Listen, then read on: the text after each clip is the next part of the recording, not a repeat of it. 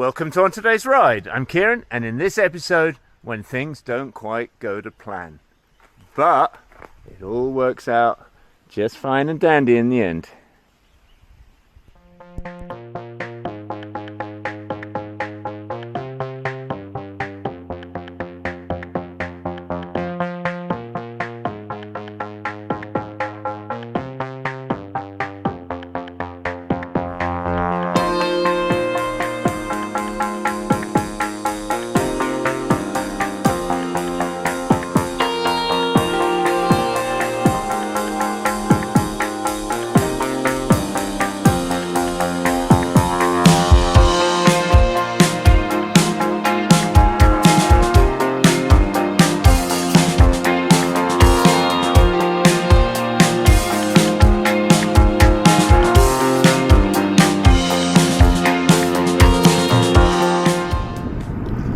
So even the best made plans can go awry just like that.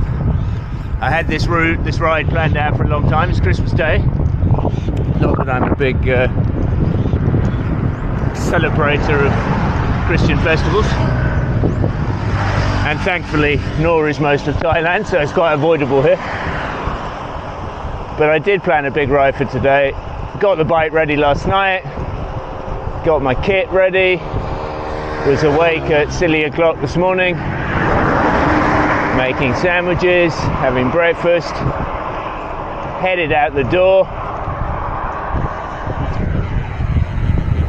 7th Infantry Division. We're on what's called the military road for fairly obvious reasons.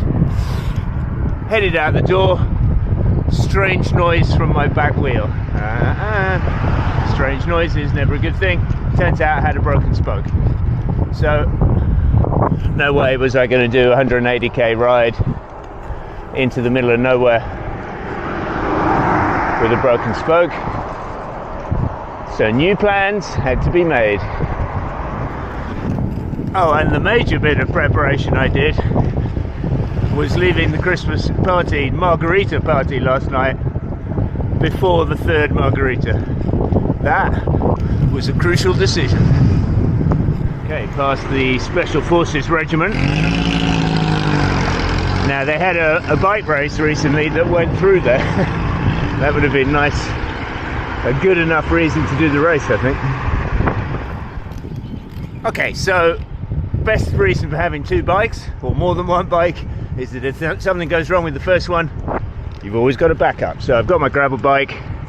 Yes, I could have done that road ride on my gravel bike, but that would be like taking a knife to a gunfight and would have just made life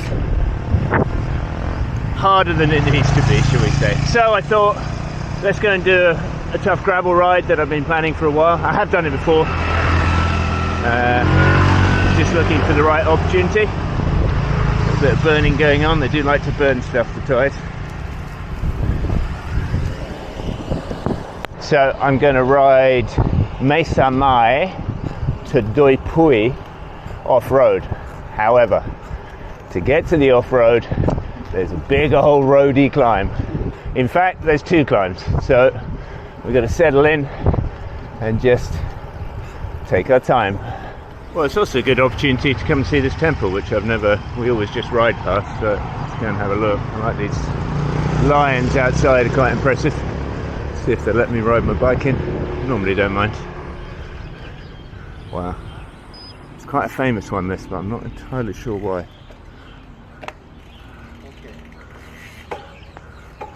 Body cup.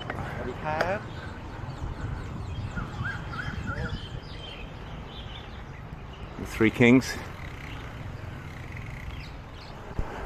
I like this little road. It's just an alternative to the sort of more main road over there, but the other side of the canal and through the woods. There's a bit more traffic with that temple. I think they've renovated it. I think it was always there, but it's now become much more popular. But it's still a quiet little option. But we'll turn off this onto a busy road and then we'll start the climbing. These little, well, normally these are sort of for goods carrying, but this is actually a sort of taxi service, which I haven't seen many of before. And they're always good for drafting because they don't go too fast. And they provide a nice bit of wind blockage. Okay, left for Pongyang, which is where we're headed. Right, Mae Rim, which is where we've sort of come from. And let the climbing commence. It's a few hundred meters climb, as in a few hundred meters vertical. There's another cyclist ahead of me. It's fairly easy. I mean, it's about 10 kilometers, but steep bits, easier bits. I won't be going too hard. I think I'll be going harder than this guy.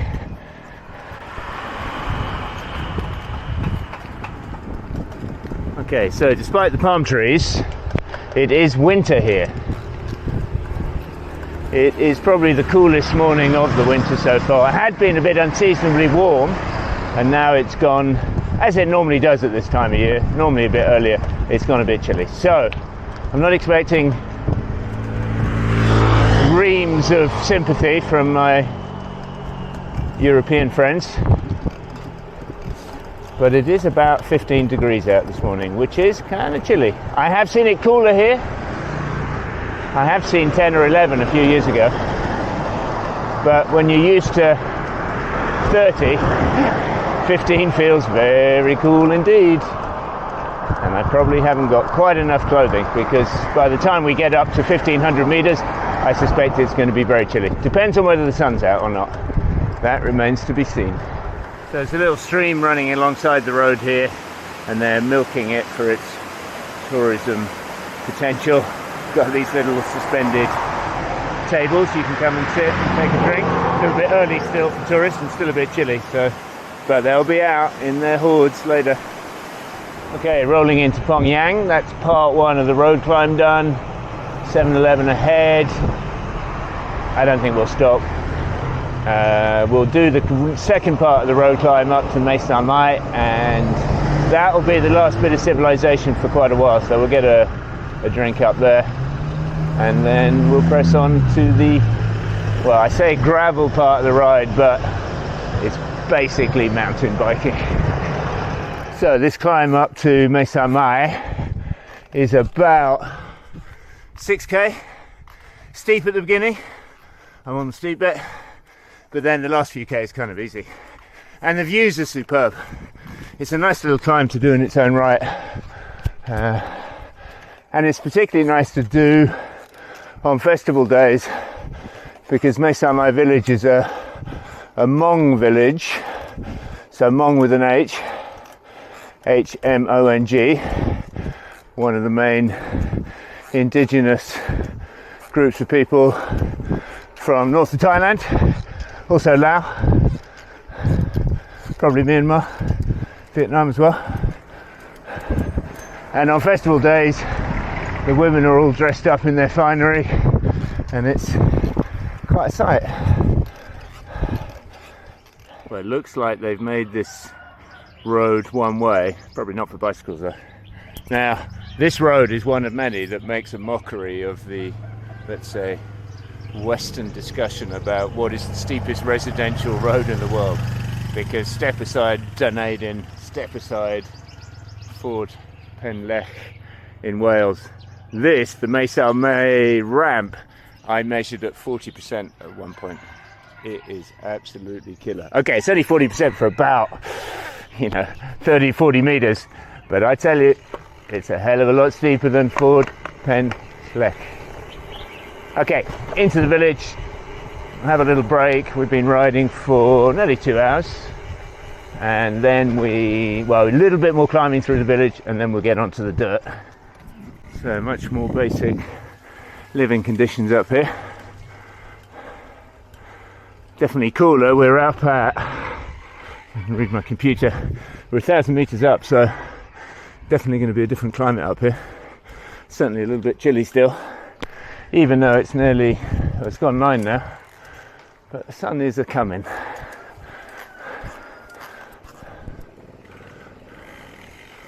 Cutting firewood. Views start to open out at this point. Well, that doesn't surprise me. A few little tourist huts have appeared over there. It's a very pretty valley. Okay, that's the end of the paved road, cement road. And let the dirt commence. So from my memory, which is never great for these things, there's a bit more climbing. Then there's quite a long, very technical descent that I would say was more mountain bike territory, but I got down it last year, so I should get it down. You should get down it this year, and I've got slightly more amenable, wider, grippier tyres this year, so that should help. And then we're on to the main off-road climb up to Doi Pui, which is the top of Doi Sutet mountain, which I did the other day, so we'll be rejoining that. And that's not at all technical, but it's very steep and goes uphill for a long way. Okay, first bit's pretty easy, just on dirt. Just got to pick a decent line, but you can go quite fast. But after this, it gets very rocky and very loose, and that's when you've got to be a little bit more cautious.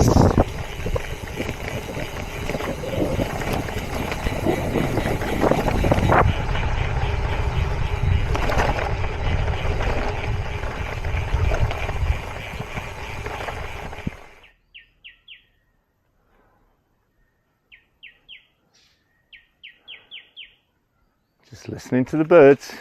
It's very lovely up here. Bamboo, bananas, pine trees, various crops being grown, a lot of roses up here, and other things that I can't identify. Still going down. Still relatively easy at this point.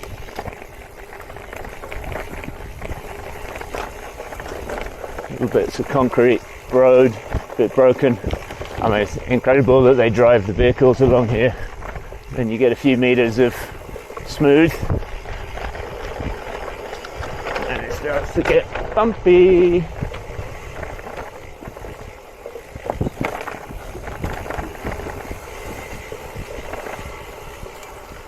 Ooh, the views are nice though.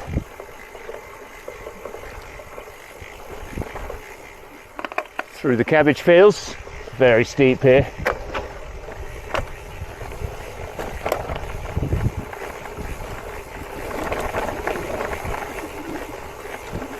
And then just starting to level out a bit. And we go left turn. Ah, that left turn. 21%, very steep. And then levels off a little bit and gets rougher. Oh, and then back up over a little stream, a bit of climbing,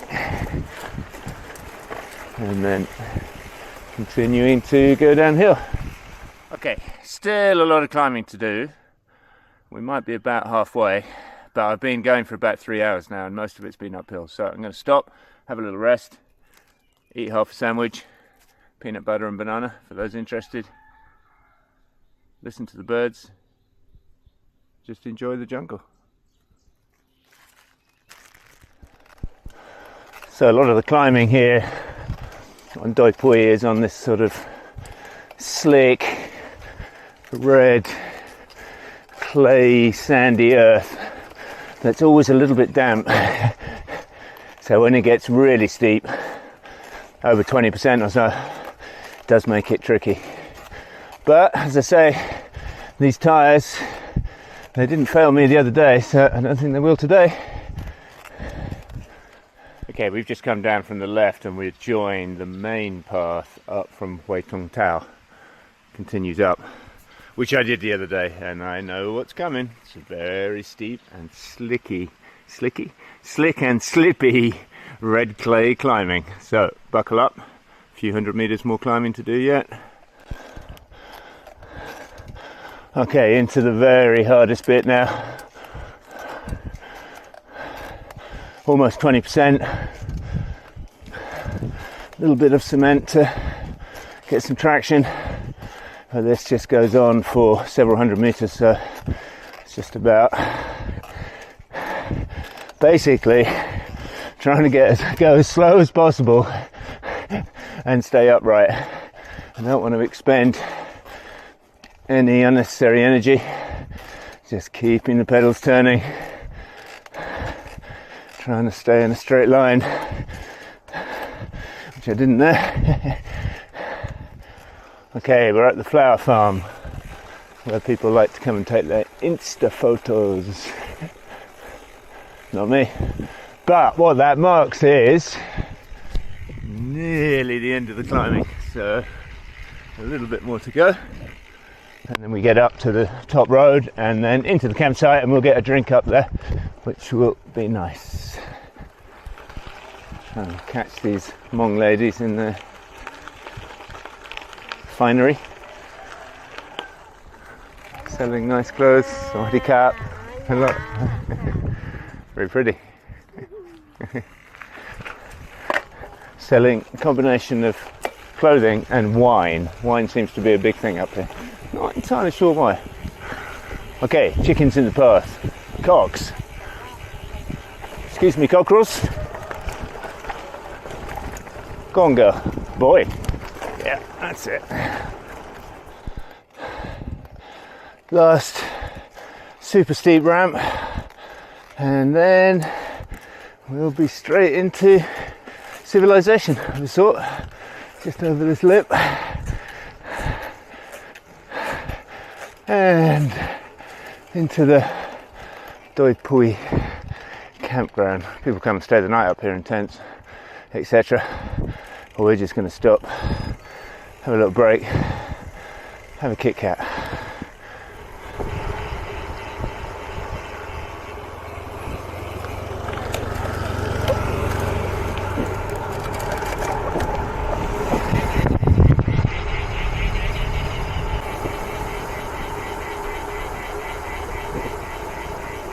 Go over to the viewpoint, see what we can see. It's normally a bit cloudy.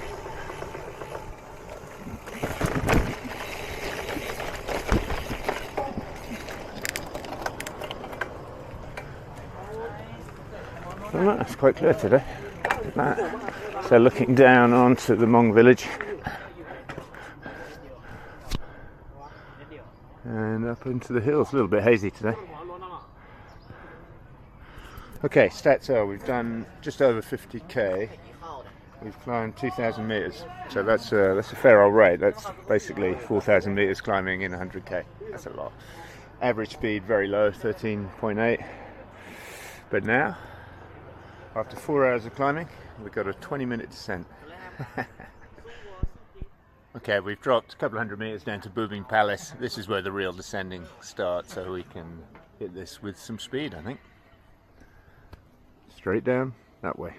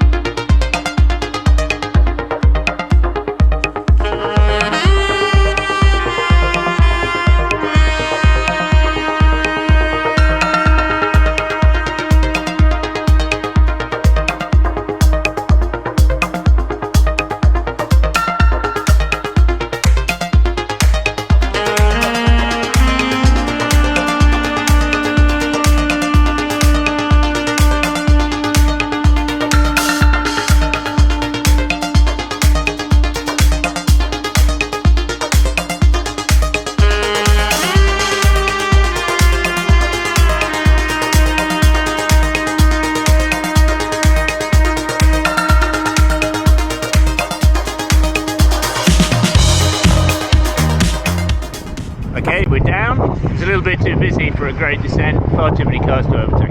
Anyway, it's that time of day, so let's go and get a spot of luncheon.